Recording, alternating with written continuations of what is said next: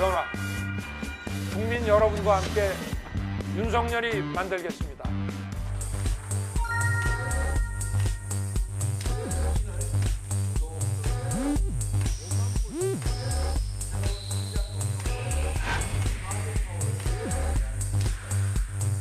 바로 지금이 대전환의 골든타임이라고 생각합니다.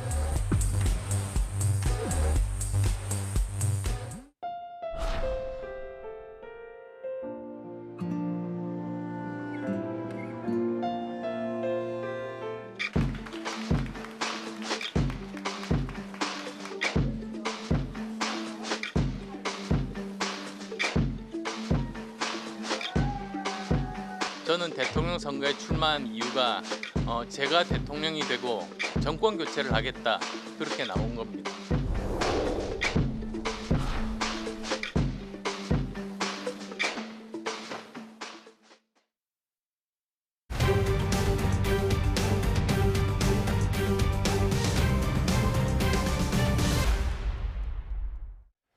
대선이 56일 남은 시점, 후보들의 지지율이 이슈에 따라서 엎치락뒤치락하면서 요동치고 있습니다. 자세한 여론 분석, 배철호 리얼미터 수석 전문 연구위원, 이은영 휴먼앤데이터 소장과 나눠보겠습니다. 안녕하세요. 네, 안녕하세요. 안녕하세요. 네, 먼저 대선 후보 가상 대결 관련된 그래픽을 보고 나서 본격적으로 대담 이어가겠습니다. 그래픽 크게 띄워주십시오. 네, YTN과 리얼미터의 여론조사 결과입니다. 대선 후보 지지도인데 이재명 후보 36.9%, 윤석열 후보 39.2%, 안철수 후보가 12.2%를 기록했습니다. 위원님, 일단 지금 최근까지 윤석열 후보가 좀 하락세를 면치 못하고 있다, 이런 분석들이 많았었는데 하락세는 멈췄다, 이렇게 봐도 되는 겁니까?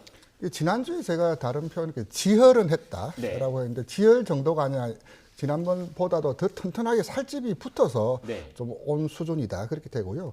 이번 조사를 보는 포인트는 이재명 후보가 과연 이제 연초 이제 새로운 평가 기준이 만들어지면서 기대감에 40선을 넘느냐 여부, 그리고 방금 말씀하셨던 윤석열 후보의 또 회복 탄력성이, 복원력이 얼마만큼 그 크기와 속도가 어떻게 나타날까, 그리고 안철수 후보의 두 자릿수 시속 여부가 이번 조사 신년조사 전체를 좀 아우르는 개념 속에서 좀 볼 주요한 포인트였는데, 말씀하셨던 대로 이제 윤석열 후보의 회복 탄력성이 V자, 지금 3주간은 비교기 때문에 이제 3주 전과 비교하면 제자리 걸음 수준이지만 그 사이에는 V자 반등. 그 저희들이 이제 흔히 롤러코스터에 빗대서 폴로코스터라는 표현을 썼는데 급락과 급등을 반복하면서 이제 3주 전 수준을 맞췄고, 이재명 후보는 이런 상대했던 악재 자중 질환에 불구하고 40선을 넘지를 못했다. 그리고 안철수 후보는 다른 신년에 발표된 다른 조사 공이 두 자릿수를 보였는데 저희 조사에서도 처음으로 두 자릿수를 좀 기록한 것으로 나타났습니다. 네, 위원님께서 앞서 새로운 평가 기준 말씀하셨는데 간략하게 시청자 여러분 이해를 돕기 위해서 좀 다시 해주시겠습니까? 이제 대선을 해줘, 영어로 이제 프레지던셜 이어라고 하는데요. 대선이 되면은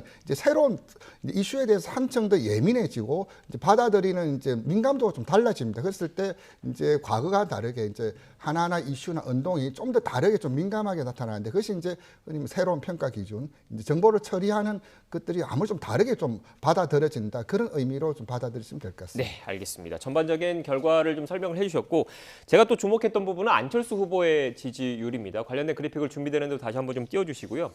앞선 다른 여론조사 기관에서도 두 자릿수 지지율을 보인 곳이 많았는데 YTN과 리얼미터 여론조사에서도 두 자릿수를 기록을 했습니다. 어떻게 봐야 될까요? 네, 일단은 그 안철수 후보 두 자릿수 기록이 가장 중요하게 갖는 의미는 삼자 구도로 지금 구도가 변환이 되었다라는 것입니다. 그리고 그 속에서 아까 이제 우리 배수성 님이 이재명 후보의 지지율이 40%를 돌파해야 되는 시점인데 이번 타이밍이 좀 놓친 감이 있거든요.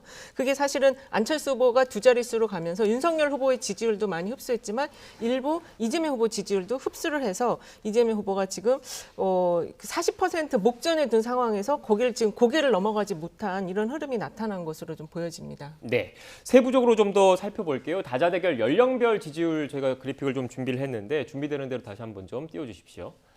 네, 일단 저희가 이재명 후보, 윤석열 후보, 이렇게 안철수 후보 3명을 놓고 좀 분석을 해봤습니다. 지금 보시는 것처럼 윤석열 후보의 지지율이 20대 에서 높게 나타났거든요. 어떤 의미로 좀 해석을 해야 될까요? 아까 제가 회복 탄력성이라는 말씀을 드렸는데 그래서 이제 이탈했던 집토끼들이 얼만큼 오느냐인데 사실 그 윤석열 후보의 40이라는 숫자는 낯선 수치는 아닙니다. 3주 전 저희들 조사에서도 그렇고 20대에서는 또 국정 운영 부정평가가 그 60대 수준만큼 높게 나타나고 있고 정권 교체 의향도 매우 높았었는데 지난 3주간 이제 다른 기관들 조사를 발표하고 지난주에 저희들이 2030 특집 조사를 봤을 때 윤석열 후보가 20도 찍지를 못하고 거의 반토막 수준을 났는데 급격하게 좀 회복을 했었고 그 안철수 후보가 이번에 20대에서 21.3 나왔는데 지난번 2030 조사에서도 유사한 흐름이 좀 나타났어요. 문제는 이제 20대에서 이재명 후보의 지지율이 전체 평균을 좀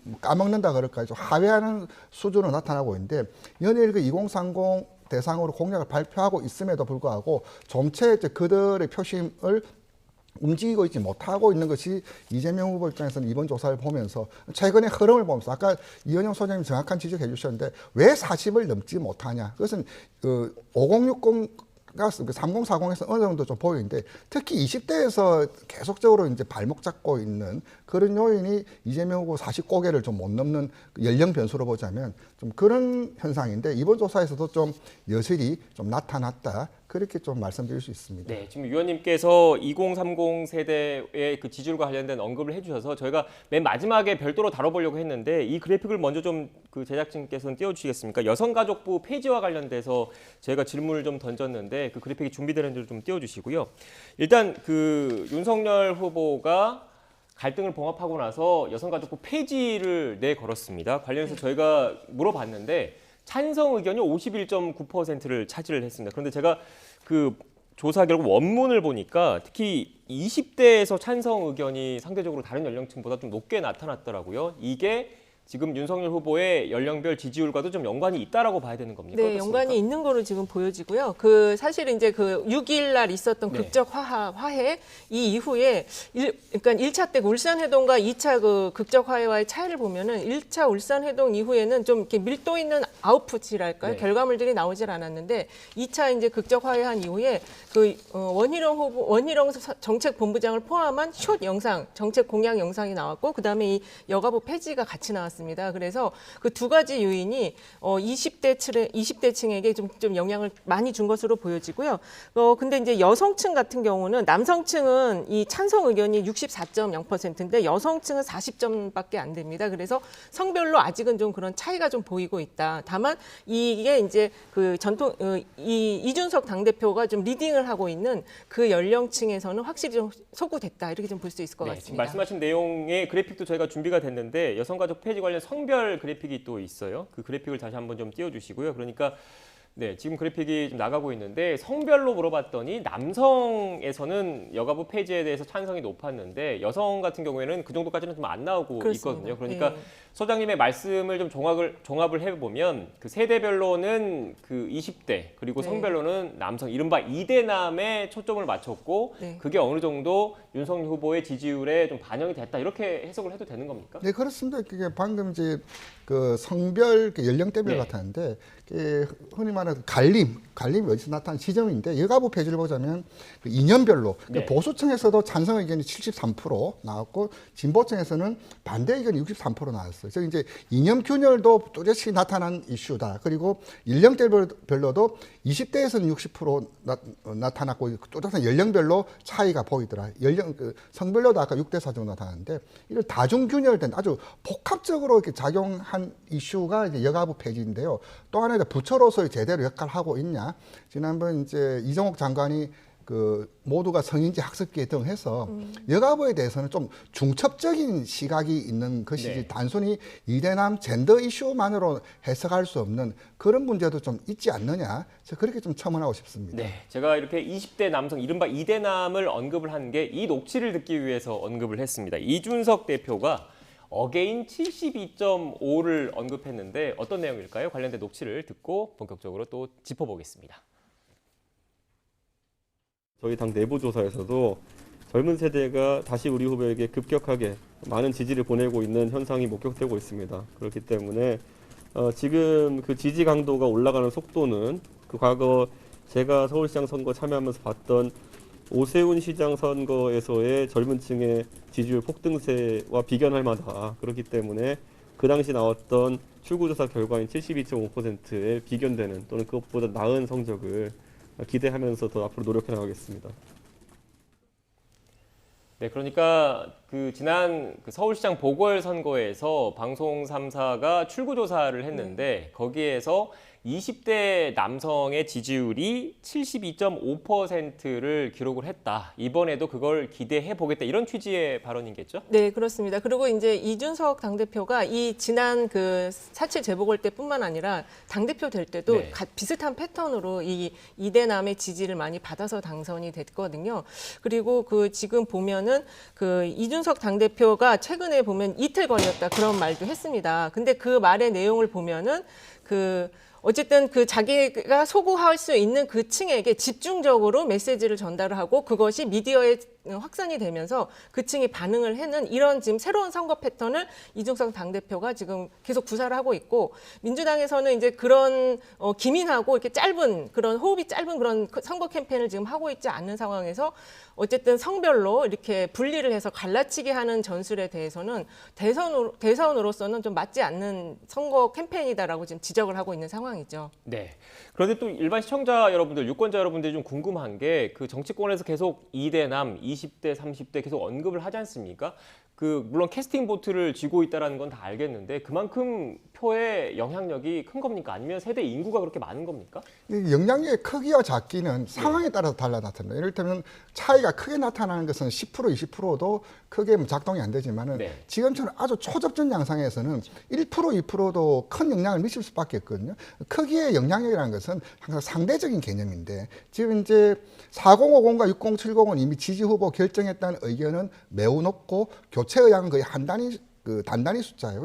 그러니까 팽팽히 붙어 있는 상황에서 결국 유동성, 앞으로 이제 표가 어디서 나타날 확장성 이런 개념에서 봤을 때는 결국 2030에서 어떤 여지들이 있더라. 근데 문제는 2030이 여전히 지지 후보 결정을 했다는 응답도 낮고 바꿀 의향도 지난번 저희 조사에서도 40% 이상 나타났으며 무엇보다도 이들이 충성도가 그렇게 4050과 60 대비해서 높지가 않아요. 아까도 언급했듯이 불과 3주 사이에 윤석열 후보의 지지율이 그들의 표현을 빌리자면 절반을 손절을 해버리고 또 한꺼번에 또 따블을 치는 이런 급격한 어떤 흐름이 과연 이번 대선을 아주 특징 있는 요인이기도 한데 세대 요인을 봤을 때 결국 이제 2030 인구수는 이제 13% 정도밖에 안 되지만 그들의 표심의 향방이 어느 정도 방향성이 잡힌다라면은 이번 선거 전체의 승패를 결과를 가늠할 수 있는 충분한 영향력이 있다. 그런 식으로 좀 읽어야 되지 않냐라고 봅니다. 네, 그러니까 뭐 인구 비율이라든지 이런 그 정량적인 지표보다는 지금 어떻게 보면 40대는 민주당 그리고 60대 이상은 국민의힘 고정 지지층이 있는 상황에서 이 초접전 양상을 벌이고 있기 때문에 그만큼 표심의 항배가 상대적으로 더 대표성을 더 띠게 된다 이런 말씀이신 건가요? 그렇게 볼 수 있고요. 네. 특히 지금 보면은 여성층 같은 경우는 여가부 찬반이 반반으로는 아니잖아요. 그쪽에 지금 이 여론은 습득하지 않겠다라는 지금 태도를 보이고 있거든요. 상당히 강하게 보이고 있어요. 우리 이 내거는 공약에 지지하는 층만 흡수하겠다. 어떻게 보면은 짧은 시간에 하락을 막기 위해서는 필요한 조치를 했었다. 근데 이게 장기적으로 볼 때 계속 지지에 탄력성을 줄 수 있느냐, 확장성을 가져갈 수 있느냐, 이거는 또 다른 문제라고 보여집니다. 네, 알겠습니다. 전반적인 대선 주자들 지지율 좀 추이를 살펴봤는데 이 지지율 추이와 더불어서 또 선거에서는 선거 구도가 중요하다라고 얘기를 하지 않습니까? 이 정권 교체 여론이 높은지 아니면 정권 유지 여론이 높은지도 저희가 좀 물어봤는데 대통령 선거 프레임과 관련된 그래픽이 준비되는 대로 다시 한번 좀 띄워주십시오. 일단 집권 여당의 정권 재창출을 원한다, 재창출이 필요하다는 의견이 36.8%. 교체를 원한다는 58.4%를 기록을 했습니다. 이 가운데 국민의힘으로 정권 교체를 원한다는 42.1%를 기록을 했는데 어떤 의미가 있다고 봐야겠습니까? 지금까지 저희들이 이제 물었던 질문은 정권 재창출을 원하냐, 정권 교체를 원하냐 물었는데 이제 안철수 후보의 어떤 급격한 지지율에 따라서 그렇다면 제3지대로의 변화는 또 어떻게 나타나냐 해서 좀 결을 좀 나눠봤는데 전체적으로 봤을 때 정권 교체 의향이 58.4%인데 제3지대로의 교체 의향도 10년 16.3%가 있다는 것은 좀 적지 않은 수치라고 보여지거든요. 전통적으로 이제 선거 구도는 1, 2당을 중심으로 해서 교체 의향과 이제 재창출을 교체 의향을 하는 쪽은 1야당을 중심으로 해서 지지율이 좀 모아지는 상황인데 대선 8주여 남긴 이 상황에서도 16.3%가 있다는 것은 여전히 또 구도가 좀 변할 여지가 있다. 지금의 어떤 흐름, 구도가 완성된 흐름은 아니다. 변동의 여지가 다분히 있다는 것을 좀 의미하고 특히 이제 안철수 후보의 어떤 지지율 신장에 따라서 구도가 재편될 그런 여지는 또 어떻게 될까? 이제 이번 선거가 지금도 구도의 완성이라고 보시는 분들은 아무도 없어요. 일단 짧게는 윤안 단일화도 있지만은 이재명 심상정 단일화를 또 의견을 내는 분들도 좀 없잖아 있거든요. 지금 이제 선거 투표일까지 8주요. 공식 선거 운동까지는 이제 5주 남았는데 이 상황에서 또 어떻게 좀 출렁일지 이제 뒤에 나겠지만 단일화가 될까 안 될까? 단일화 되면 또 후보 지지율은 또 어떻게 출렁거리나 그런까지 좀 전체적으로 좀 거시적으로 좀 볼 필요가 있지 않냐 그렇게 좀 말씀드립니다. 짧게 덧붙이면 기존에는 아까 말씀하신 것처럼 2개로 구분을 해서 봤거든요. 재창출이냐 교체냐라고 봤는데 지금은 이제 3개로 구분을 해서 제3지대 영역이 어느 정도인지를 이번 조사를 통해서 본 거예요. 네. 그렇게 보니까 제3지대로의 교체도 지금 상당히 한 16% 정도 사이즈가 나오고 있고 합치면은 이게 정권 교체가 기존에 나왔던 것보다 훨씬 더 높게 나오고 있거든요. 그래서 지금 이 조사에서 어쨌든 이재명 후보는 정권 재창출 사이즈 그대로 다 받아가고 있는데 윤석열 후보는 자기 지지율보다 이게 지금 더 높게 나타나고 있다라는 점에서 지금 민주당 선대위 쪽에서 한번 지금 이 현재의 국면과 이 상황을 조금 신중하게 생각을 하고 좀 더 연구를 해야 될 것 같습니다. 네, 그러니까 앞선 대통령 선거 프레임 관련 그래픽 다시 한번 좀 띄워주시겠습니까? 제가 두 분의 말씀을 좀 종합을 하면 결국 대선 기대의 결과를 좀 물어봤을 때 정권 교체가 필요하다는 의견이 58.4%로 높은데 네. 여기에서 여타 인물이나 정당을 통한 정권 교체를 원하는 게 16.3%. 이건 자연스럽게 안철수 후보에 대한 그렇죠. 지지율과 연관이 되는 거고 그렇죠. 또 자연스럽게 야권 단일화에 대한 그렇습니다. 그 의사와 연관이 된다. 제가 이렇게 이해를 하면 네, 되겠습니까? 그렇게 이제 네. 그 사이즈가 새롭게 형성이 됐다라고 볼 수 있는 거죠. 네. 결국 이렇게 정권 교체와 관련해서 그 의사가 높기 때문에 일단 민주당에서는 이재명 후보 입장에서는 두 가지 과제를 안게 되는 거잖아요. 어떻게 보면 야권 후보와의 경쟁 그리고 현 정부와의 차별화라는 두 가지 토끼를 동시에 잡아야 되는 숙제를 안고 있는데 최근 들어서 주요 경제 정책과 관련해서 차별화된 목소리를 낸다든지 아니면 경제 대통령, 삶과 관련된 의견 그리고 비전을 계속 제시하는 것도 이런 선거 전략의 일환이라고 봐야 되겠습니까?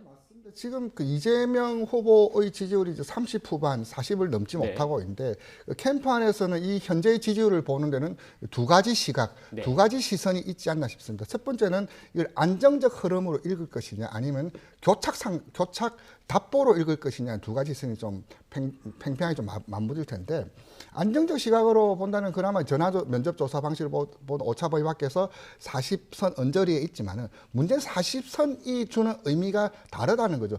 흔히 말하는 대세론을 점화하려면 40 초반의 수준의 지지율이 꾸준히 나야 되는데 대세론을 점화하지 못하고 그렇다고 해서 압도적인 우위다라고 말을 할 수는 없는 지금 추격세가 지금 이번 주 지나서 이제 본격적으로 나타나고 있는데 그렇다면 아까 이 소장님 말씀하셨던 대로 이재명 후보의 지지율은 정권 교체 수준과 거의 0.1% 딱 붙었어요. 그렇다면 네. 1차적인 임계치는 왔다. 정권 재창출을 바라는 층의 이재명 지지율은 거의 싱크로율이 99% 맞았는데 그렇다면 이것을 돌파하려면 두 가지 해법이 있다고 봅니다. 첫 번째는 왜 정권 재창출을 해야 되는가에 대한 이유, 왜 이재명으로의 정권 재창출을 해야 되는가의 이유, 거대 담론과 큰 틀을 지형을 운동장을 넓혀야 된다는 첫 번째 하나가 있고 또 하나는 이제 중도나 무당층 2030들을 대상으로 해서 저인망식, 마이크로 타겟팅식의 어떤 소확행 공략을 통해서 좀 땡겨오는 방법. 즉 이제 고공전으로는 왜 정권 재창출을 해야 된다라는 이유를 설파해야 되고 저인망식으로 이제 소확행 공략을 해야 투트랙으로 좀 가야 되는 상황인데 문제는 이제 윤석열 후보가 올라오고 안철수 후보도 같이 더 올라오면서 이재명 후보의 지지율도 좀 심상치 않다라는 그 의견이 지금 이제 민주당 내에서도 그렇게 좀 이야기가 좀 나오는 상황이 있죠. 네, 이런 과제와 더불어서 또 이재명 후보 앞에 놓인 과제는 뭐 관련된 여러 의혹들과 이걸 어떻게 극복해 나갈 것인지도 좀 과제일 것 같은데 뭐 이른바 대장동 관련된 의혹 그리고 변호사비 대납 의혹도 최근 불거졌는데 변호사비 대납 의혹 관련 녹취록을 폭로한 그 제보자가 숨진 채 발견됐다는 소식이 좀 들어왔어요. 관련해서 좀 여론에 영향을 미치겠습니까? 좀 상당히 또 안타까운 일이 네. 발생을 했는데 이게 지금 세 번째 대장동과 관련해서 세 번째이기 때문에 이 관련자들의 스트레스가 지금 상당히 높은 상황이고 그거를 정치권에서 어떤 형태로든지 빨리 풀어주지 않으면 또 다른 분이 또 같은 비운의 운명을 맞이할 수 있기 때문에 특검 문제로 해결할 수밖에 없거든요. 빨리 그 특검을 실시를 해서 관계자들이 지금 상당히 많을 거란 말이에요. 그거를 빨리 좀 정확하게 다 해소를 시켜주는 게 좀 필요하다 이렇게 말씀을 드릴 수 있겠습니다. 네, 그러니까 그 제가 말씀했던 것 중에 대장동과 관련된 분은 두 분이고 이분은 이제 다른 변호사비 대납 의혹과 관련된 분이라는 점을 제가 좀 정정을 좀 해야 될 것 같고요. 그 위원님께서는 어떻게 보십니까?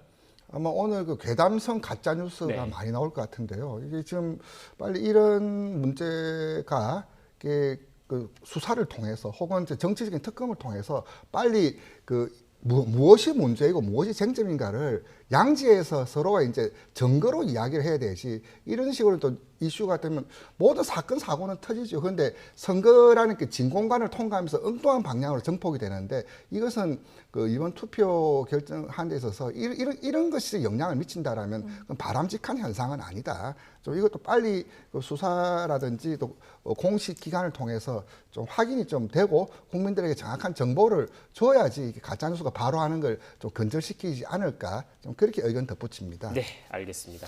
오늘 오전에 알려진 내용이어서 저희가 추가적으로 여론에 어떤 영향을 미칠지 좀 간략하게 여쭤봤고요.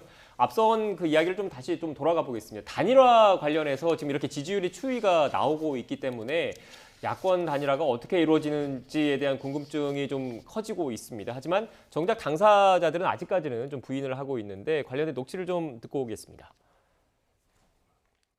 저는 단일화에 관심이 없습니다. 그러니까 당연히 뭐 조건이라든지 이런 것에 대해서 생각해 본 적이 없습니다. 저는 대통령 선거에 출마한 이유가 제가 대통령이 되고 정권 교체를 하겠다 그렇게 나온 겁니다. 그렇다면 이번 대선에서 단일화 없이 끝까지 완주하겠다는 의사로 받아들여도 되겠습니까? 네, 그렇습니다. 지금 제1야당발로 나오는 단일화는 예. 이 안철수의 상승 기류가 제1야당을 덮어버리는 것을 막겠다는 프레임이거든요. 저희가 이제 거기에 대해서 일체 반응할 필요가 없습니다. 지금은 알겠습니다. 그냥 안철수의 그냥 진면목을 착실하게 하나하나 시대가 요구하고 국민이 가리키는 방향으로 자기 길을 가는 것이 네. 우리 전략의 지금 핵심 기조고. 네, 안철수 후보는 단일화 생각이 없다고 선을 긋고는 있는데 그래도 정치권 일각에서는 단일화가 상수다 이런 분석을 내놓은 분들도 많습니다. 저희가 관련해서 또 여론조사를 했는데 먼저 단일화 적합 후보 관련된 여론조사 결과를 좀 띄워주시겠습니까? 일단 윤석열, 안철수 두 후보 가운데 어떤 후보로 단일화되는 게 좋겠느냐라고 물어봤더니 안철수 후보가 39.6%, 윤석열 후보가 35.6%를 기록했습니다. 연령대별로도 한번 저희가 살펴봤습니다. 네, 연령대별로 물어봤더니 보시는 것처럼 그 18세에서 29세에서는 46.9%로 안철수 후보가 더 높았고요. 30대 역시 41.6% 그리고 40대에서도 안철수 후보가 46.6%로 다소 높았습니다. 다만 60세 이상에서는 윤석열 후보가 더 높게 나탔는데 어떻게 해석해야 되겠습니까? 저는 이런 거 볼 때마다 참 좀 개인적으로 좀 답답함을 느낀다. 했던 K 선거의 특징이라면 특징인데 여론조사로 후보를 선출하고 여론조사로 단일화를 하는 이것이 과연 어디까지 온당하고 어디까지 좀 받아들여야 되는가를 다시 한번 좀 질문을 좀 던지고요. 네. 그 내용 들어서 보자면은 안철수 후보가 오차범위 안에서 4%포인트 정도 그 윤석열 후보 대비 높게 나타나는데 이것이 왜 이 말씀 드리냐면 또 역선택이라는 논란하고 또 맞물려 있을 수밖에 없거든요. 네. 그래서 이제 민주당 지지층에서는 8.7대 47.8로 월등히 이제 안철수 후보에게 그 단일 후보가 적합하다는 의견인데 그럼 여기서 배제해야 되나 말아야 되나 초반부터 삽바 싸움을 좀 지루하게 갈 수밖에 없는 그런 상황인데 그렇다면 또 이제 안철수 후보의 경쟁력이 영 없지 않냐? 또 그건 아닙니다. 이를테면 중도층에서 보면은 그 35.2대 42.8로 또 안철수 후보가 단일 후보 적합하다. 또 이제 무당청에서는 49.7%가 안철수 후보가 낮다. 즉 이제 중도나 무당청에서는 양 후보의 어떤 네거티브 버전, 특히 이제 본부장 리스크라고 하는 윤석열 후보에 대한 어떤 불안함, 비토 정서가 안철수 후보로 어느 정도 투영되어 있기 때문에 단순 지지율 11.2%보다 그 적합 후보 40을 보이는 것도 그런 포텐, 그런 잠재력이 있다는 것이고요. 그럼 이제 윤석열 후보 같은 경우는 보수층이나 이제 국민의힘 지지층에서 강한 결속력을 보였지만 거꾸로 아까 말했던 중도나 무당층에서는 단일 후보로 적합도는 상당히 좀 매우 떨어지거든요. 이제 이것이 이제 그 현재 단일 후보를 보는 그 첨예한 뚜렷하게 갈리는 지형인데, 그래서 이제 본격적으로 한 5주여 안에 뭐 투표 용지까지 뭐 말씀하시는 분도 있지만 한 달 안에 그래서 좀 마무리를 짓지 않으면 또 국민들 입장에서 또 지루한 또 짜증나는 드라마가 될지 긴박한 드라마가 될지 어떻게 될지는 모르겠지만 이제 이 단일화 국면이 이제 설 연휴 앞두고 본격화되는 이제 이 조사 혹은 이 국면을 통해서 본격적으로 좀 불이 붙은 국면 아니냐, 그렇게 좀 말씀드릴 수 있습니다. 위원님께서 말씀하신 동안에 또 다른 그래픽이 나갔는데 소장님께 그걸 좀 여쭤볼게요. 먼저 연령대별은 말씀드렸고 지역별로 한번 좀 살펴볼까요? 거주 권역별로 어떤 의견이 나왔는지요. 좀 크게 좀 띄워주십시오.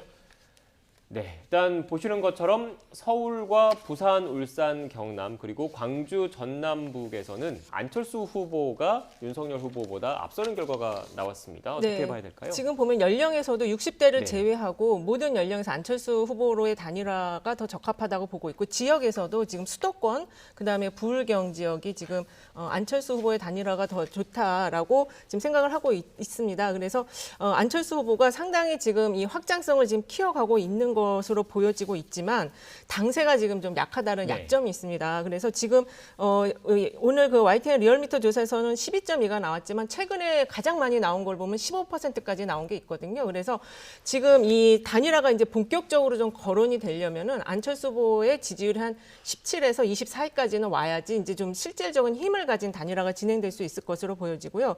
그러기 위해서는 이 지금 상승 국면을 탄 이 시기에 뭔가 메시지를 내야 된다고 봅니다. 공약이라든지 뭔가 유권자의 눈을 잡아 끌 수 있는 뭔가를 내놔야 되는데 그게 나오지 않고 있고 나는 완주하겠다. 지금 이 메시지만 나오고 있기 때문에 그래서 이 당세가 큰 윤석열 후보 쪽으로 지금 전체적인 큰 흐름은 잡히고 있는 것이 아닌가. 단일화의 단일 후보로서 이렇게 좀 보여지고 있습니다. 네. 그렇다면 단일화, 야권 단일화의 파급력은 얼마나 될지가 또 궁금하거든요. 관련해서 저희가 두 가지의 경우의 수로 나눠서 좀 질문을 먼저 해봤습니다. 먼저 윤석열 후보로 야권 후보가 단일화됐을 경우에 어떤 결과가 나왔는지 관련된 그래픽을 좀 띄워주시겠습니까? 네, 윤석열로 단일화 시 가상 대결 결과입니다. 윤석열 후보가 43.6%, 이재명 후보가 38.1%를 기록했습니다. 반대로 안철수 후보로 단일화됐을 때는 어떤 결과가 나왔을까요? 안철수 후보로 단일화됐을 경우에는 안철수 후보가 42.3%, 이재명 후보가 33.2%를 기록을 했거든요. 위원님 어떻게 봐야 되겠습니까? 결국 그 이재명 후보와의 그 격차를 좀 봐야 되는 거죠? 그렇죠. 그래서 단일화됐을 때 본선 경쟁력이라는 개념을 쓸 수밖에 없는데 지난주에 이와 유사한 조사들이 몇 군데 있었습니다. MBC 코리아 리서치라든지 이제 다르게 있었는데 그때만 해도 본선 경쟁력으로 따지면은 안철수 후보가 월등히 좀 오차 범위 밖으로 높은 결과가 나타났어요. 그때는 이제 내용이 이제 정점으로 치달을 때였는데 이제 내부 정리가 가시면서 안철수 후보가 지난주까지 이야기했던 단일화 적합도 본선 경쟁력은 나 아니냐는 말이 지금 최근 한 일주일 사이에 많이 좀 꺼져버렸는데 결국 이제 아까 이 소장님 말씀하셨던 대로 확장성은 더 있다. 이제 본선 경쟁력이 나에게 더 있다라는 것을 안철수 후보가 좀 보여주려면은 지금의 지지율에서 좀 더 우상향으로 갔을 때는 확장력과 이제 본선 경쟁력 두 가지 모두를 이야기할 수 있는데, 즉 결국 이 말은 이제 열쇠는 출발 포인트는 안철수 후보의 지지율에 좀 달려 있는 것 같아요. 안철수 후보 지지율이 계속적으로 소강 국면, 하락 국면을 간다라면 적합 후보뿐만 아니라 가상 대결, 본선 경쟁력이라 할 수 있는 가상 대결도 같이 연동해서 빠지는 그런 문제이기 때문에 안철수 후보에게 있어서는 단일화뿐만 아니라 이번 대선의 어떤 결과까지도 가능할 수 있는 운명의 한 주, 매우 중요한 시간이다. 그렇게 좀 이번 조사의 의미, 이번 주의 의미 그렇게 좀 정리할 수 있겠습니다. 여론의 추이가 어떻게 좀 변동될지 좀 더 지켜봐야 할 것 같고요. 앞서 저희가 간략하게 먼저 다루긴 했는데 최근 이렇게 좀 여론의 추이가 출렁이다 보니까 어떻게 해서든지 유권자의 표심을 얻기 위해서 각종 이슈를 후보들이 적극적으로 제기를 하고 있습니다. 특히 그 가운데 이른바 젠더 이슈가 좀 많이 나오고 있는데 앞선 여가부 폐지 관련된 그 그래픽을 간략하게 저희가 보이긴 했지만 관련된 녹취를 좀 듣고 좀 더 이야기를 나눠볼까요? 작용 반작용의 법칙이 작용하거든요. 와인잔 오른쪽으로 돌리면 와인은 왼쪽으로 돌아요. 그렇죠. 그게 그러면 다른 쪽에서 어떤 반작용을 처리할 건지에 대한 계산서를 뽑았는지 모르겠는데 뭐 이준석 대표는 지금 SNS에 이틀 걸렸다 이런 거 올리는 거 봐서는 그런 게 효과를 내서 지지율 올라갈 거다 이렇게 보는 것 같은데 이재명 후보 쪽에서는 그 반작용도 보고 있는 거예요. 선제 타격론, 북한에 대한 이런 발언들은 어떻게 보면 당장은 이게 파괴력이 있는 것 같이 보이지만 조금 시간이 지나면 폭군을 연상하게 하는 뭔가 배려심이 부족한 이제 이러한 정책으로 사람들 마음에 스며들 수 있거든요. 네, 정리를 하면 최근 윤석열 후보가 제기하고 있는 이른바 여가부 폐지를 비롯한 젠더 이슈 그리고 선제 타격론 등과 같은 어떻게 보면 안보 이슈와 관련해서 여권 인사들의 좀 부정적인 비판적인 목소리를 좀 듣고 오셨는데 여론의 추이에 어떤 영향을 주겠습니까? 일단은 지금 그 두 가지 이슈가 네. 이제 선제 타격론하고 여가부 폐지가 네. 그 흔들렸던 윤석열 후보의 지지를 막는 하락을 막는 거에 굉장히 주요했고요. 그걸 위해서 딱 이 두 가지만 낸 것 같아요. 사실 이전에도 윤석열 후보 지지가 크게 빠질 때 항상 그 우측으로 이동하는 그런 전략을 폈었거든요. 지금도 마찬가지고 특히 이제 우측으로 이동하는 전략을 펴는 게 보수층, 자기의 이제 핵심 지지 기반이 흔들리는 상황에서는 항상 이 전략을 폈었고요.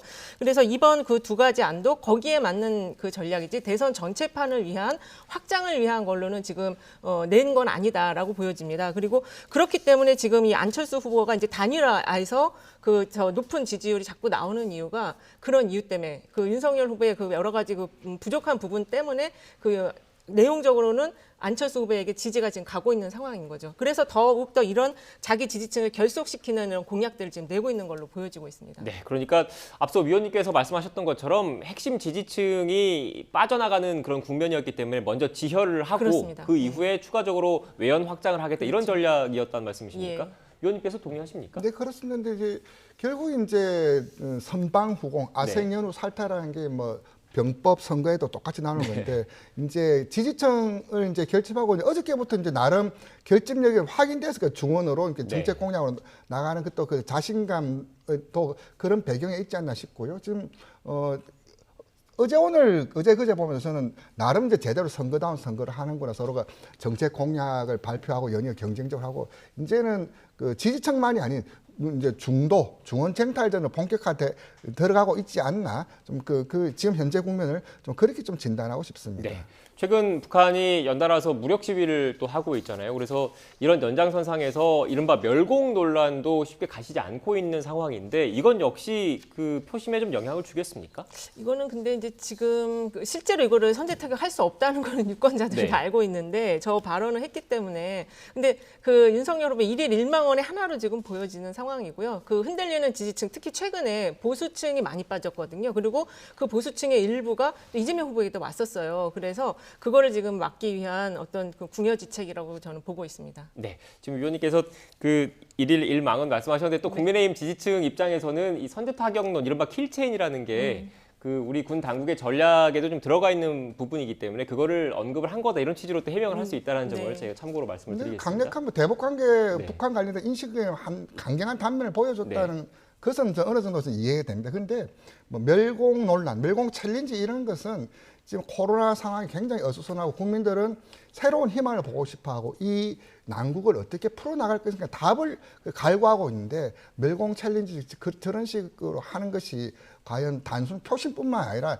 그 국정을 책임지는 지도자들이 지금 과연 할 태도고 할 일인가 이런 데서는 좀 반문하고 싶습니다. 네, 알겠습니다. 마지막으로 간략하게 소장님께는 그렇다면 그 뭐 시간이 얼마 안 남았지 않습니까? 네. 가장 중요한 분기점 결국 이른바 밥상 민심이 만들어지는 설 연휴 전까지 지지율을 얼마나 끌어올리느냐 이게 관건이라고 봐야 되겠습니까? 네, 아까 그 유시민 장관님도 그 영상에서 인터뷰 저도 봤는데 이재명 후보는 설 이후에 40%를 차곡차곡 다시 쌓아가면 된다 이렇게 지적을 하시더라고요. 그러니까 너무 일찍 올라가 버리면 남은 기간에 이 선대위가 이완이 될 수 있다 이런 점을 지적을 할 수 있는 것 같고 역시 이 야권 쪽은 단일화 변수에서 지금 오늘 YTN 리얼미터 조사에서는 윤석열 후보가 상당히 지금 이제 플러스 알파를 지금 넣었거든요. 요게 다음 추석 설 명절 끝나고까지 지속될 수 있는지 이게 중요한 포인트가 될 것 같아요. 네, 알겠습니다. 표심이 또 어떻게 바뀌었는지 또 궁금하고요. 또 다음 주에 같이 또 이야기를 나눠봐야 될 것 같습니다. 지금까지 배철호 리얼미터 수석전문연구위원, 이은영 휴먼앤데이터 소장님과 여론 그 전반에 대해서 분석을 해봤습니다. 오늘 말씀 고맙습니다. 감사합니다. 네, 감사합니다.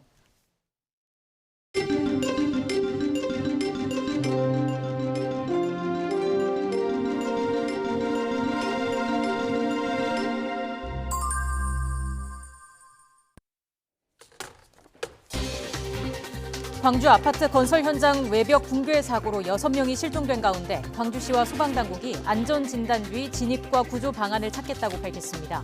문재인 대통령은 최근 잇따른 안전사고의 근본적인 원인을 철저히 조사하라고 지시했습니다. 코로나19 먹는 치료제인 화이자의 팍스로비드 2만 1,000명분이 내일 우리나라에 처음 들어옵니다. 방역당국은 치료제를 모레부터 65세 이상 또는 면역 저하자 가운데 재택치료자, 생활치료센터 입소자에게 우선 투약할 계획입니다. YTN 대선 여론조사 결과 당 내홍을 수습한 윤석열 후보가 이재명 후보를 2.3%포인트 차로 앞선 것으로 나타났습니다. 야권 단일 후보 적합도 조사에서는 국민의당 안철수 후보가 윤석열 후보의 오차 범위 안에서 앞서는 것으로 나타났습니다. 더불어민주당 이재명 대선 후보의 변호사비 대납 의혹을 제보한 인물이 숨진 채 발견돼 경찰이 수사에 나섰습니다. 국민의힘과 정의당, 국민의당은 신속한 진상규명을 촉구했고 더불어민주당은 정치 공세를 자제하라고 비판했습니다. 북한이 어제 진행한 극초음속 미사일 시험 발사를 성공했다고 보도했습니다. 김정은 국무위원장이 2년 만에 미사일 발사 현장을 직접 참관했는데 여동생 김여정 국무위원도 처음으로 참관에 동행했습니다. 제롬 파월 미 연방준비제도 의장이 높은 인플레이션이 이어질 경우 금리를 예상보다 더 인상하겠다고 밝혔습니다. 미국의 물가 상승률이 5%대로 목표치인 2%를 크게 웃돌면서 고용보다 물가 안정에 집중하겠다는 입장을 재확인했습니다. 어제 광주에 있는 아파트 신축 공사 현장에서 건물 외벽이 무너지는 사고가 났습니다. 당시 현장 작업자 가운데 현재까지 6명이 연락이 끊긴 상태입니다. 추가 붕괴 우려로 우선 드론과 구조견이 수색 작업을 벌이고 있습니다. 현장에 나가 있는 취재기자 연결합니다. 김민성 기자. 네, 광주 아파트 외벽 붕괴 사고 현장에 나와 있습니다. 네, 지금 현장 상황 자세히 전해주시죠. 네, 이 현장에서 어제 일했던 작업자 가운데 6명이 여전히 연락 두절 상태입니다. 이곳에서 수십 미터 떨어진 곳이 바로 사고 현장인데요. 사고 현장을 눈앞에 두고도 제대로 된 구조 작업을 벌이지 못하고 있습니다. 바로 추가 피해 우려 때문입니다. 당국은 구조가 가능한지 따져보기 위해 오늘 오전 안전 점검을 벌였습니다. 그 결과 실내는 지하층부터 꼭대기까지 들어가는 데 문제가 없다는 결론을 내렸습니다. 다만 실외의 경우 지금도 일부 붕괴 가능성이 있어 구조팀을 투입하는 건 위험하다고 보고 있습니다. 당국은 구조견 6마리와 구조견을 다루는 이른바 핸들러들을 현장에 투입해 우선 수색 작업에 나섰습니다. 사람이 접근할 수 없는 실외는 드론에 달린 열 화상 카메라로 수색을 벌이고 있습니다. 이처럼 구조 작업이 부득이 지연되면서 현장에 있는 실종자 가족들은 발을 동동 구르고 있습니다. 이런 가운데 안타깝게도 실종자들의 소재가 파악됐다는 소식은 아직 들리지 않고 있습니다. 사고 현장 주변에서 휴대전화 위치가 잡혔지만 연락이 닿지 않는 상태입니다. 이들은 외벽 등이 무너진 건물 28층에서 31층 사이에서 창호 공사를 했던 것으로 전해집니다. 네, 사고 원인과 관련한 조사는 어떻게 이루어지고 있습니까? 네, 어제 사고가 난 시간이 오후 3시 45분쯤인데요. 당시 39층에서 콘크리트 타설 공사가 진행되고 있었습니다. 작업 도중 거푸집이 터지면서 사고가 난 것으로 추정되고 있습니다. 추운 날에는 콘크리트가 잘 마르지 않아서 작업하지 않는데 공사 기간을 단축하려 무리하게 작업한 게 아닌지 전문가들은 지적하고 있습니다. 이번 붕괴 사고에 대한 경찰 수사도 시작됐습니다. 광주경찰청은 경무관인 수사부장을 본부장으로 하는 수사본부를 꾸렸습니다. 붕괴 원인과 함께 공사 현장 안전관리 전반에 대한 수사에 나섰습니다. 안전진단이 마무리되는 대로 국립과학수사연구원, 소방과 합동으로 현장 감식을 진행할 계획입니다. 또 공사 관계자와 목격자, CCTV를 확인해 사건 발생 경위를 조사할 방침입니다. 이번에 사고가 난 아파트 신축공사 시공사는 HDC 현대산업개발입니다. 지난해 6월 광주 학동 철거 건물 붕괴 사고로 9명이 숨진 아파트 건축을 추진했던 업체인데요. 유병규 HDC 현대산업개발 대표이사는 우선 실종자 수색에 만전을 기하고 수사기관과 국토교통부 조사에도 성실하게 임하겠다며 머리를 숙였습니다. 당국은 조금 전 현장 브리핑에서 현대산업개발 진행 중인 광주 모든 건설 현장에 공사 중지 명령을 내렸다고 밝혔습니다. 지금까지 광주 아파트 외벽 붕괴 사고 현장에서 YTN 김민성입니다. 문재인 대통령은 광주 아파트 신축 공사 현장 건물 외벽 붕괴 사고 등 최근 잇따르는 안전사고와 관련해 근본 원인을 철저히 조사하라고 지시했습니다. 문 대통령은 오늘 참모회의에서 최근 발생한 안전사고의 원인을 철저히 조사하고 예방과 재발 방지를 위한 안전대책 강화 등에 최선을 다하라고 지시했다고 청와대 박경미 대변인이 전했습니다. 특히 청와대를 비롯한 전 부처가 경각심을 갖고 국민 보호에 책임을 다하도록 공직 기강을 확립할 것을 주문하기도 했습니다. 광주 신축 아파트 건물 붕괴 사고와 관련해서 검찰이 합동수사본부를 구성해 엄정 대응하겠다고 밝혔습니다. 대검찰청은 오늘 광주지방검찰청에 광주지방경찰청과 광주지방고용노동청을 중심으로 합동수사본부를 구성해서 철저히 수사할 것을 지시했습니다. 이어 합동수사본부에서 수사 역량을 결집해 사고 원인을 철저히 분석하고 신속한 수사로 중대재해 발생에 책임 있는 자에 대해선 엄정하게 대응할 방침이라고 설명했습니다. 오늘 오전 9시 40분쯤 강원도 춘천에 신축 공사 중인 한 초고층 아파트 49층에서 화재가 발생해 1시간 반 만에 꺼졌습니다. 소방당국은 고가 사다리차와 펌프차 등 장비 12대와 화재 진압대원 28명을 투입해 진화 작업을 벌였습니다. 당시 아파트 내부에서 작업 중이던 인부 4명이 대피했고 1명이 연기를 마셔 병원으로 옮겨졌습니다. 오늘 새벽 6시 20분쯤 울산 석유화학단지에 있는 SK에너지 공장에서 큰 불이 나 현재 진화 작업이 진행되고 있습니다. 화재는 에너지 저장 장치인 ESS 배터리 보관동 3층짜리 건물 2층에서 발생했습니다. 화재 당시 공장에서 근무하던 인력은 대피하면서 인명피해는 없는 것으로 파악됐습니다. 오전 9시 5분쯤 큰 불길은 잡혔지만 배터리가 모두 탈 때까지 진화가 쉽지 않아서 완전 진화까지는 적잖은 시간이 소요될 것으로 보입니다. 코로나19 신규 확진자가 엿새 만에 4,000명대로 올라선 가운데 해외 유입은 역대 최다를 기록했습니다. 오늘 0시 기준 코로나19 신규 확진자는 4,388명으로 전날보다 1,291명 늘었습니다. 이 가운데 해외 유입은 역대 가장 많은 381명을 차지했습니다. 위중증 환자는 전날보다 31명이 줄어든 749명으로 사흘째 700명대를 이어갔습니다. 사망자는 하루 사이 52명 늘어 누적 사망자는 6,166명이 됐습니다. 중앙사고수습본부가 코로나19 격리병상 장기 입원자 72명을 대상으로 전원, 전실 명령을 내렸다고 밝혔습니다. 정부가 격리병상 장기 입원자에 대한 병원 이동 또는 병실 이동 명령을 내린 것은 이번이 두 번째입니다.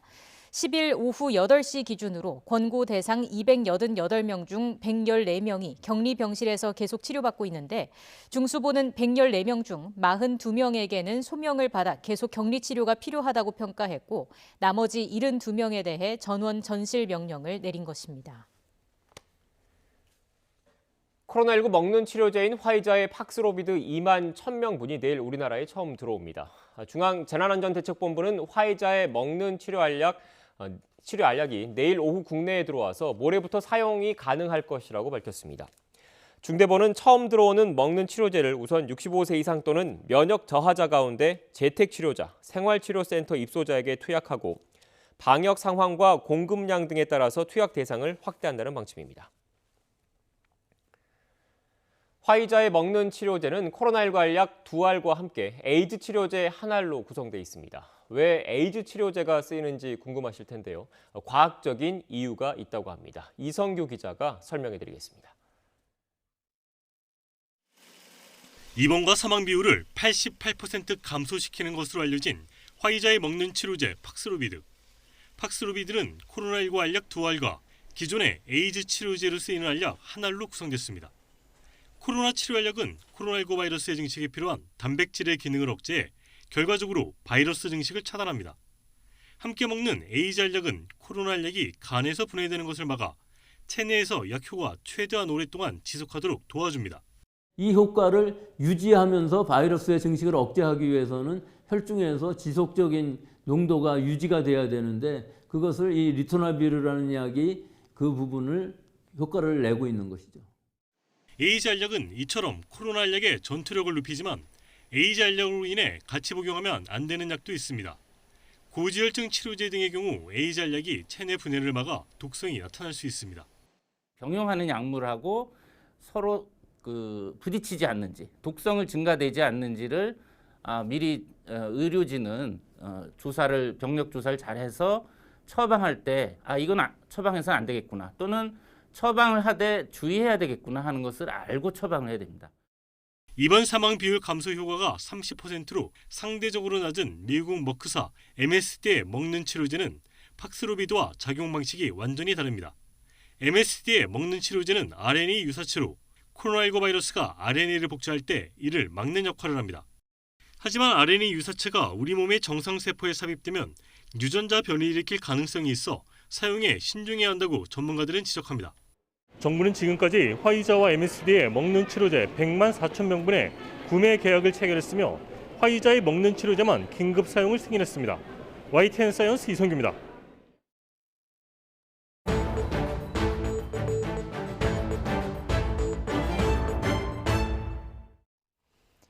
영하 10도 안팎의 한파가 찾아오면서 서울에는 수도 계량기 동파 경계가 발령됐습니다. 건조특보 속에 강한 바람이 예고된 동해안에는 대형 산불주의보도 내려졌습니다. 취재기자 연결해서 자세한 내용 알아보겠습니다. 정혜윤 기자. 네, 정혜윤입니다. 네, 오늘 출근길에 매서운 추위에 놀란 분들 많으실 텐데요. 기온이 얼마나 떨어졌습니까? 네, 강원 산간 기온은 영하 20도, 중부 내륙 기온은 영하 10도 안팎까지 떨어졌습니다. 자세한 지역별 기온을 보면 강원도 홍천군 산간 기온이 전국에서 가장 낮은 영하 21.3도까지 내려갔습니다. 철원이 영하 17.9도, 서울도 영하 11.3도를 기록했고 대구 영하 7.6도, 광주 영하 5.7도, 부산 영하 5.3도 등 제주도를 제외한 전국 기온이 영하권에 머물렀습니다.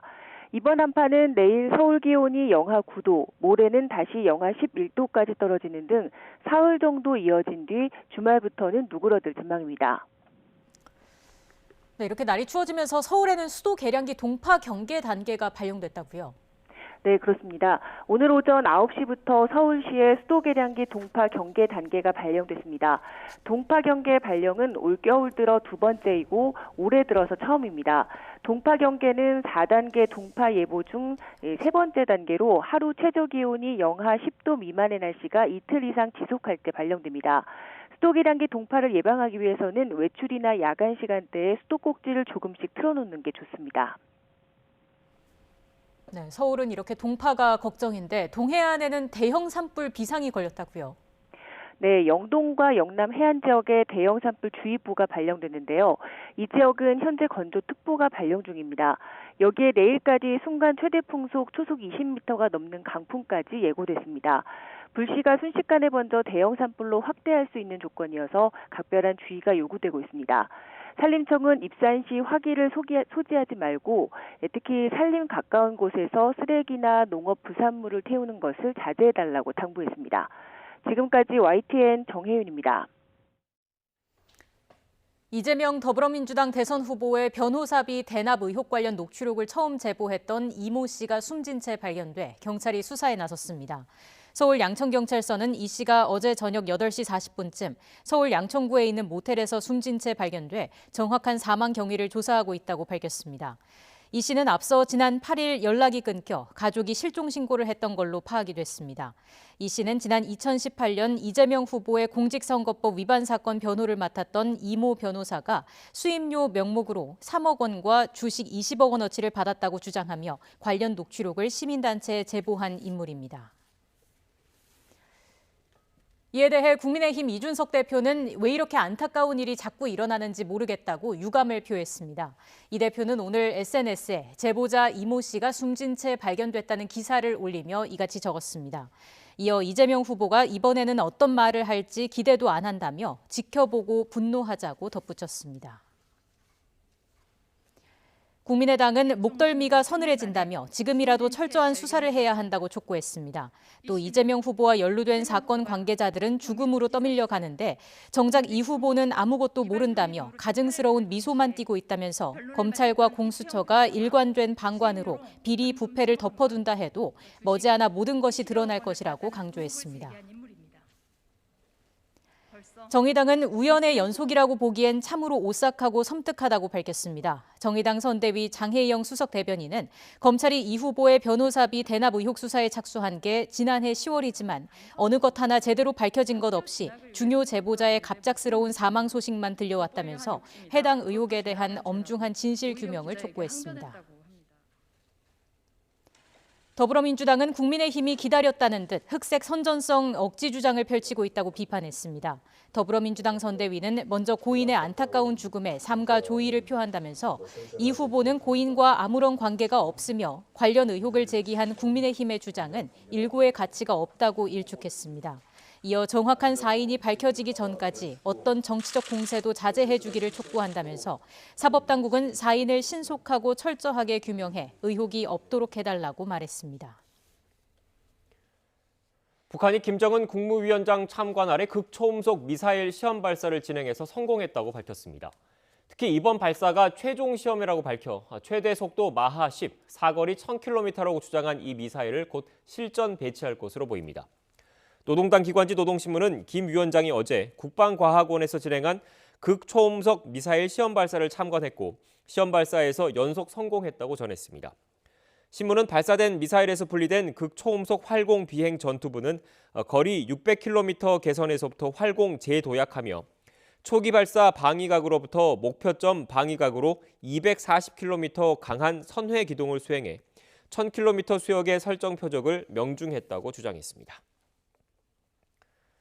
유엔은 북한의 미사일 발사에 대해서 매우 우려스럽다는 입장을 밝히고 당사국들의 대화 재개를 촉구했습니다. 미국 정부 또한 북한의 연이은 탄도미사일 발사를 규탄했는데 발사 직후 미국 서부 해안 도시에서 항공기 이륙 금지 조치가 취해지기도 했습니다. 김진호 기자입니다. 안토니오 구테우스 유엔 사무총장은 북한의 잇따른 미사일 발사에 대해 매우 우려스럽다고 밝혔습니다. We've obviously seen this launch. We're very concerned. The Secretary General is very concerned by this latest development. 두자릭 대변인은 구테우스 총장이 한반도 당사국들의 대화 재개를 촉구했다고 말했습니다. 젠사키 백악관 대변인은 바이든 대통령의 조지아주 방문 일정 수행 중 기내 브리핑에서 북한의 탄도미사일 발사를 규탄한다고 밝혔습니다. As the State Department and Indo-PACOM have made clear overnight, we condemn the DPRK's ballistic missile launch. The launch is in violation of multiple UN Security Council resolutions. 하지만 미국 국민이나 영토, 동맹국의 당장의 위협은 아니라고 평가했습니다. 이런 평가와는 달리 북한의 미사일 발사 직후 샌프란시스코 공항 등 미국 서부 해안 공항에 약 15분간 이륙 금지 명령이 내려졌던 것으로 확인됐습니다. AP통신은 북한의 미사일 발사 직후인 현지 시간 오후 2시 30분쯤 샌프란시스코 국제공항과 지역공항에 이륙 금지 조치가 내려졌다고 전했습니다. 이륙 금지는 특정 공항이나 지역으로 운항하는 항공기가 출발 지점에 머물러 있도록 하는 조치로 연방항공청이 2001년 9.11 테러 당시 발동한 바 있다고 뉴스위크는 전했습니다. 로스앤젤레스 국제공항과 워싱턴주 시애틀 타코마 국제공항도 비슷한 상황이었다고 AP통신은 보도했습니다. 미 연방항공청은 북한의 미사일 발사 때문이라고 지목하지는 않았으나 미군의 초기 평가가 이러한 조치로 이어졌을 가능성이 있어 관심이 쏠리고 있습니다. YTN 김진호입니다. 시행사가 분양 입주자에게 추가 공사비를 요구하면서 횡포를 부린 이른바 무법지대 아파트에 대해서 경찰이 대응에 소극적이었다는 점을 뒤늦게 인정하고 사과했습니다. 이전보단 적극적으로 대처하기로 했는데 그래도 주민들이 받아들이기엔 부족한 점이 있어 보입니다. 이준엽 기자가 보도합니다. 서울 북한산 자락에 자리 잡은 305세대 아파트. 시행사가 분양 입주자들에게 근거 없는 추가 공사비를 요구하면서 전기 차단과 자물쇠 파손, 그리고 현관문 용접이 횡행하는 무법지대가 된 실태가 YTN 보도로 드러났습니다. 가해 행위를 하는 것을 멈추게 하고 가해자한테 이렇게 하면 안 되고 차라리 그 사람들한테 정당하게 법을 통해서 뭘 권리를 행사를 해라라고 얘기를 해야 되는 게 당연한 거 아니냐. 시행사와 입주민 사이 갈등이 2달여 동안 이어지다가 관련 보도가 나가자마자 경찰이 그동안 있었던 소극적인 대응을 인정했습니다. 사안이 복잡해 결론을 빨리 내지 못했다며 대응 방침이 늦게 수립된 점에 대해 사과했습니다. 다만 지난 8월부터 접수한 72건 가운데 14건은 입건할 정도로 현장 조치에 애써왔고 그동안 다양한 곳에서 자문받으며 해법을 찾으려 노력해왔다고 해명했습니다. 경찰은 앞으로 이른바 무법 아파트 출동 시 적용될 3가지 대응 지침을 내놨습니다. 먼저 전기 차단을 비롯한 직접적인 권리 행사 방해에 대해서는 현장에서 바로 대응하기로 했습니다. 일반 분양자가 입주할 때는 반드시 법원 집행관을 대동한 뒤 비용은 시행사에 청구하도록 안내하기로 했습니다. 다만 드럼통처럼 집이 아니라 복도에서 위협 행위를 하면 직접 파손은 아니기에 현장 대응이 어려워 고소로 유도하겠다고 밝혔습니다. 하지만 법원 판결이 제대로 구속력을 발휘하지 못하고 경찰도 더 적극적인 조치를 내놓지 못하는 상황이 여전히 아쉽다고 지적이 나옵니다. 권리가 있고 또는 없고에 대한 판단조차가 애매하더라도 어떤 부분을 폭력적으로 물리력을 행사하는 부분이 있다라면 당연히 경찰이 투입해서 물리력의 행사를 막거나 주의를 당부하는 게 맞다고 보여져요. 결국 피해 입주민들이 실질적으로 느낄 만한 경찰의 대응 조치가 필요해 보입니다. YTN 이준엽입니다. 최근 스토킹, 데이트 폭력, 아동 학대 등 사회적 약자를 대상으로 한 사건이 잇따르면서 경찰이 피해자 보호 조치를 강화했습니다. 서울경찰청은 지난달 13일부터 31일까지 사회적 약자를 상대로 한 사건 4,300여 건을 전수점검해 23건에 대해선 구속영장을 신청하고 재범 우려가 큰 70여 건에 대해선 피의자 격리 조치를 신청했습니다. 또 스마트워치 지급 22건, 보호시설 연계 7건, 맞춤형 순찰 14건 등 피해자 보호도 강화했습니다. 이스타항공 횡령 배임 사건의 피고인인 무소속 이상직 의원이 법정 구속됐습니다. 전주지법 형사 제11부는 오늘 특정경제범죄 가중처벌 등에 관한 법률 위반 혐의로 기소된 이 의원에게 징역 6년을 선고하고 법정 구속했습니다. 재판부는 피고인의 범행으로 인해서 이스타항공 계열사에 70억 원에 이르는 거액의 손해가 발생했고 피해도 제대로 회복되지 않았다면서 범행을 반성하지 않은 점 등을 감안해 법정 구속한다고 설명했습니다. 이 의원은 지난 2015년 11월부터 12월까지 540억 원 상당의 이스타항공 주식 520만 주를 자녀들이 주주로 있는 이스타홀딩스의 저가 매도, 이스타항공의 430여억 원 등의 재산상의 손해를 끼친 혐의 등으로 기소됐습니다. 지난해 취업자가 7년 만에 가장 많이 늘었지만 코로나19 피해 업종은 오히려 감소하는 등 취약계층의 어려움은 계속된 것으로 나타났습니다. 통계청의 오늘 발표를 보면 지난해 연간 취업자 수는 그 이전 연도인 2020년보다 36만 9천 명 증가했습니다. 이는 비교 대상인 2020년 취업자 수가 21만 명 넘게 급감하는 등 워낙 많이 줄었고 비대면 산업 호황과 역대 최고 실적을 기록한 수출 덕에 일자리가 일부 회복됐기 때문입니다. 하지만 취약계층의 고용 한파는 여전해서 숙박과 음식점업의 취업자는 2년 연속 감소했고 도소매업도 15만 명이나 급감했습니다. 또 종업원이 있는 자영업자는 6만 5천 명이 줄면서 지난 2019년 이후 3년째 감소했습니다. 제롬 파월 미 연방준비제도 의장은 높은 인플레이션이 지속할 경우 금리를 예상보다 더 인상하겠다고 밝혔습니다.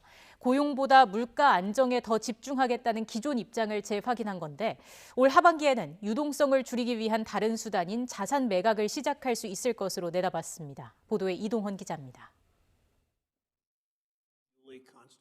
현지 시각 11일 미 연방준비제도 의장 연임을 위한 미 상원금융위의 인준청문회에서 제롬 파월 의장은 높은 인플레이션이 고착화하는 것을 막겠다고 강조했습니다. 이를 위해 필요하다면 금리를 더 올리겠다고 말했습니다. If we see inflation persisting at high levels longer than expected, then we will, if we have to raise interest rates more over time, we will. We will use our tools to get inflation back. 지난해 11월 미국의 물가 상승률은 5.7%로 연준의 목표치 2%를 크게 상회하는 상황에서 고용보다 물가 안정에 집중하겠다는 입장을 재확인한 것입니다. 파월 의장은 오미크론 변이가 경제에 미칠 영향은 단기적일 것이라며 더는 확장적 정책이 필요하지 않다고 말했습니다. 때문에 정상화까지 아직 갈 길이 멀지만 올 하반기 유동성 축소를 위한 자산 매각을 시작할 수 있을 것으로 내다봤습니다. At some point, perhaps later this year, we will start to allow the balance sheet to run off. And that's just the road to normalizing policy. 연준이 이미 올해 3차례 금리 인상을 시사한 가운데 시장에서는 3월부터 시작해 4차례 이상 금리를 인상할 것이란 전망이 나오고 있습니다. 파월 의장이 금리 인상 시기를 특정하지 않았지만 연준 내에서도 3월 금리 인상을 지지하는 분위기입니다.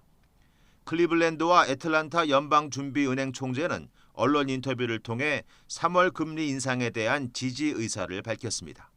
YTN 이동원입니다. 선수들도 달콤한 휴식을 취하고 있는 요즘 동계 훈련을 시작한 야구인들이 있습니다. 바로 그라운드의 포청천 야구 심판들입니다. 올 시즌 스트라이크 존의 변화가 예고돼 있어서 휴가도 반납하고 일찌감치 적응 훈련에 돌입한 겁니다. 김상희 기자가 현장에 다녀왔습니다. 야구 심판과 충돌을 부르는 판정 중 많은 부분은 스트라이크 볼 판정입니다.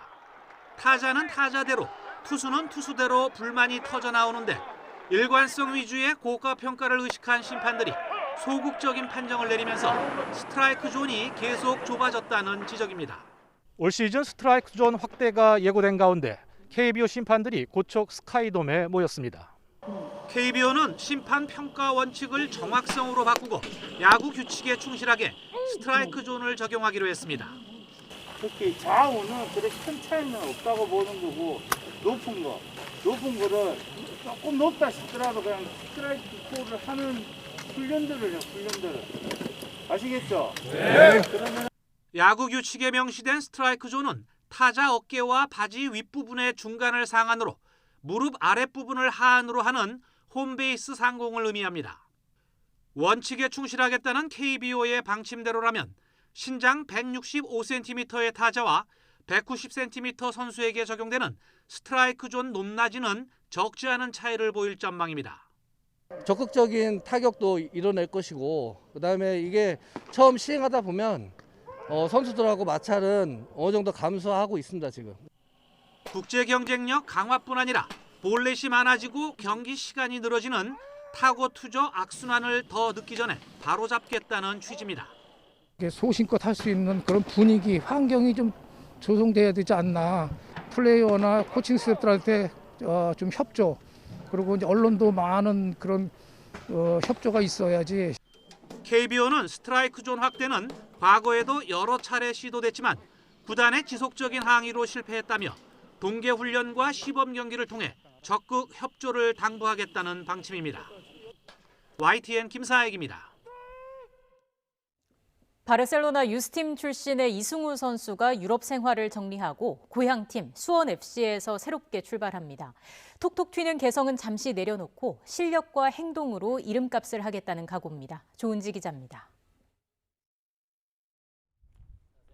빨간색 수원FC 옷을 입고 등장한 이승우. 거센 눈보라에 팀 훈련이 갑자기 취소됐지만 열띤 취재 열기에 보답하듯 이승우는 혼자서 잠깐 운동장에 섰습니다. 쌀쌀한 날씨에도 싱글벙글, 한국에서 처음 해보는 동계 훈련에 새내기 K리거는 대만족, 마음 편하게 몸을 만들고 있습니다.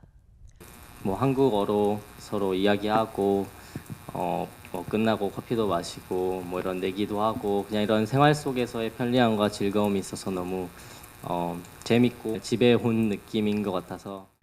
이승우는 코리안 메시로 불린 특급 유망주입니다. 16세 아시아 챔피언십 결승 한일전에서 보여준 환상적인 득점과 20세 월드컵 아르헨티나전 칩슛, 아시안게임 금메달을 만든 이른바 손흥민 비켜 골까지 톡톡 튀는 개성으로 사랑을 듬뿍 받았습니다.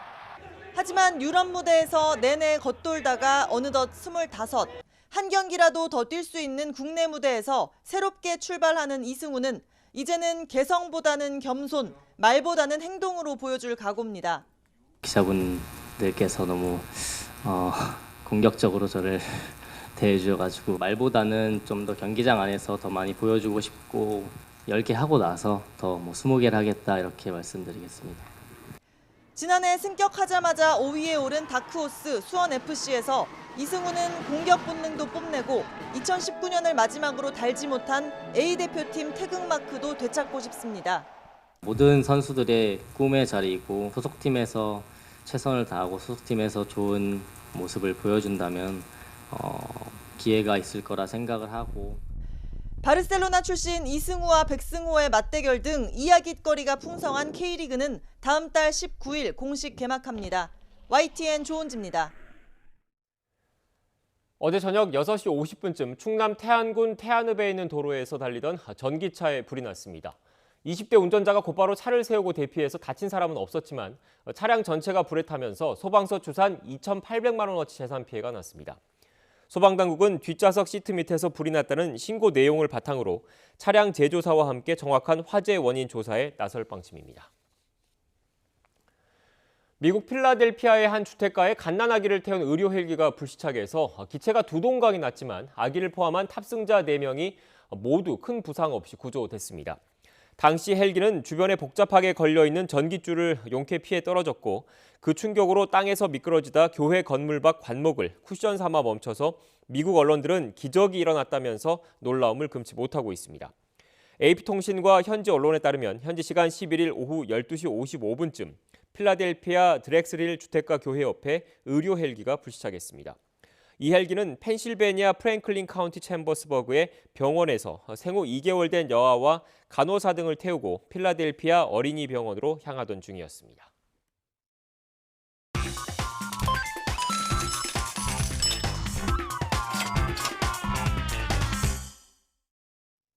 오늘의 경제지표입니다. 먼저 국내 증시부터 보시겠습니다. 기관과 외국인의 매수세에 힘입어 코스피는 1% 넘게 오르고 있습니다. 2,960선을 탈환했는데요. 글로벌 긴축 공포에 대한 우려가 완화된 영향을 받는 모습입니다. 코스닥 지수도 2% 가까이 오르면서 980선에서 움직이고 있습니다. 이어서 미국 증시 보시겠습니다. 3대 지수 모두 상승 마감했습니다. 통화정책 정상화가 장기전이 될 것이라는 미 연준 의장의 발언이 급진적 긴축을 우려했던 투자자들을 안심시켰습니다. 이어서 이 시각 환율 상황 보시죠. 위험 자산이 강세를 보이면서 원달러 환율은 하락하고 있습니다. 1,190원을 오르내리고 있고요. 위안원 직거래 환율은 1위안당 186원 선 기록하고 있습니다. 마지막으로 국제유가 보시겠습니다. 오미크론 변이 영향력이 단기성에 그칠 것이라는 파월 의장의 발언에 급등했습니다. 지금까지 오늘의 경제지표였습니다. 오늘은 정말 춥다는 말이 끊임없이 말이 나오는 날씨입니다. 현재 서울 기온 영하 6.6도로 낮 동안에도 영하권 추위가 기승인데요. 칼바람의 체감 온도는 이보다 4, 5도가량 더 낮습니다. 오늘 외출하실 때 보온에 각별히 신경 써주시기 바랍니다. 오늘 전국적으로 하늘에 구름 많겠습니다. 중부지방을 중심으로는 영하권 추위가 이어지겠는데요. 남부지방도 찬바람이 불며 체감 온도가 영하권을 보이겠습니다. 서울 영하 2도, 대전 1도, 광주 2도, 부산은 5도가 예상됩니다. 한편 서해안과 일부 내륙의 눈은 오늘 낮 동안 일시 소강 상태를 보이겠습니다. 하지만 밤부터는 다시 강해지는 곳이 많겠는데요. 제주 산간과 울릉도 독도는 내일까지 최고 15cm의 폭설이 쏟아지겠고 서해안에도 내일까지 최고 10cm의 많은 눈이 예상됩니다. 눈과 함께 내일과 모레까지는 영하 10도 안팎의 한파도 계속될 전망이니까요. 당분간은 빙판길 미끄럼 사고에 각별히 주의하시기 바랍니다. 서울에는 올해 들어 처음으로 수도 계량기 동파 경계 단계가 발령됐습니다. 동해안을 중심으로는 대형 산불 주의보도 발효 중이니까요. 각별히 주의하셔야겠습니다. 지금까지 YTN 원희다입니다. 네, 조금 전 들어온 소식 전해드리겠습니다. 식약처가 노바백스의 코로나19 백신을 조건부로 사용 승인했다는 소식이 들어왔습니다. 국내 5번째 코로나19 백신으로 허가가 된 거고요. 노바백스 백신, 코로나19 예방 효과는 90% 안팎으로 알려지고 있습니다. 기존 독감 백신 제조 방식으로 제조가 됐기 때문에 부작용 우려가 적을 것이라는 기대도 받고 있습니다. 네, 18세 이상 미접종자를 대상으로 접종하고요. 4주 간격으로 2회 접종을 하게 됩니다. 질병청은 노바백스 백신 2천만 명분 선구매 계약을 완료했습니다. SK바이오사이언스가 노바백스 백신 위탁 생산을 진행한다라는 소식까지 들어왔습니다. 자세한 내용은 또 이어지는 뉴스에서 이어서 전해드리겠습니다. 네, 뉴스 앤 이슈 마치겠습니다. 잠시 뒤 더 뉴스가 방송됩니다. 시청해주신 여러분 고맙습니다.